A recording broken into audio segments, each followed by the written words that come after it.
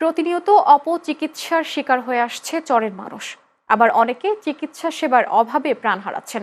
একটু অসুস্থ হলেই যেন মৃত্যুই হয়ে ওঠে তাদের নিয়তি।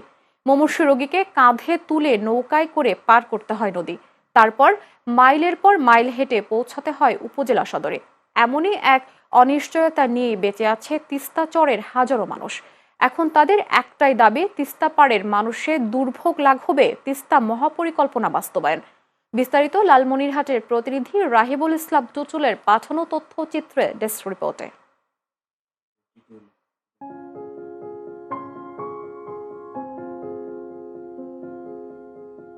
প্রত্যন্ত অঞ্চল, আধুনিক বাংলাদেশের ছোঁয়া এখানে এখনো স্পর্শ করেনি।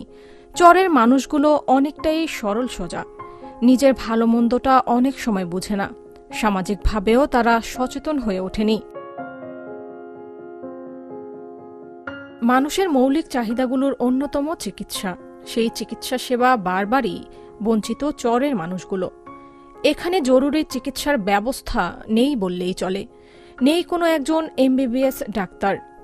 অল্প শিক্ষিত কিছু পল্লী চিকিৎসকের অপচিকিৎসা দিয়ে চরের এসব মানুষের প্রতিনিয়তই চরম ক্ষতি করছেন।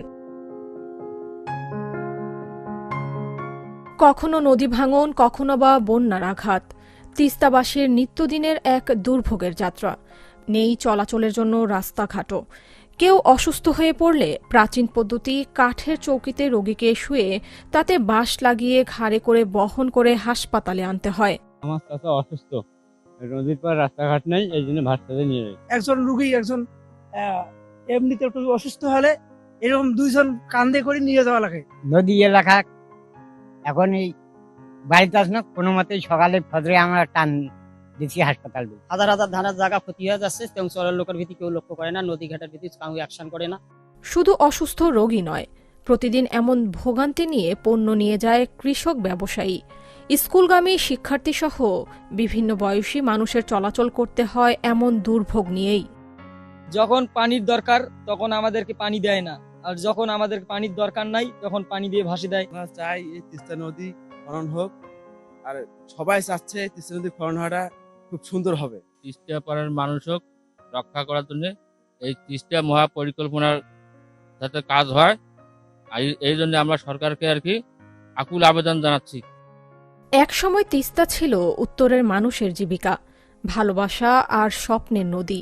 কিন্তু ভারতের একতরফা পানি প্রত্যাহার আর বর্ষায় হঠাৎ পানি ছেড়ে দেওয়া এখন সেটি দুঃখের নাম। গত এক দশক ধরে তিস্তা মহাপরিকল্পনা আটকে আছে শুধু আলোচনাতেই। বছরের পর বছর সভা সমাবেশ, মিটিং মিছিল, আশ্বাসের পর আশ্বাসে শুনে আসছেন তিস্তা পাড়ের মানুষ। অববাহিকার মধ্যে সকল দেশের মানুষেরই সমান অধিকার আছে।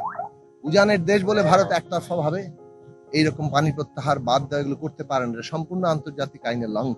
কাজে ভারতকে এটা বুঝতে হবে, এই দেশের মানুষ চায় বাংলাদেশ ন্যায্যতার ভিত্তিতে, মর্যাদার ভিত্তিতে ভারত সহ পৃথিবীর অন্যান্য দেশের সাথে সম্পর্ক গড়ে।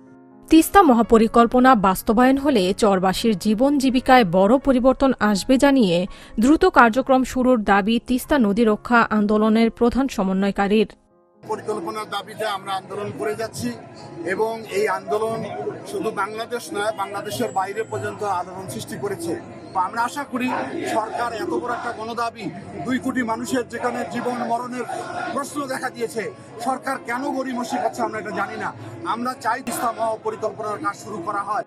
তিস্তা মহাপরিকল্পনা বাস্তবায়ন হলে সুফল পাবেন উত্তরের 2 কোটি মানুষ, উন্নতি হবে জীবনমানের। পিছিয়ে থাকা উত্তরের জেলাগুলোর মানুষ তাই তিস্তা মহাপরিকল্পনা দ্রুত দৃশ্যমান অগ্রগতি দেখতে চান।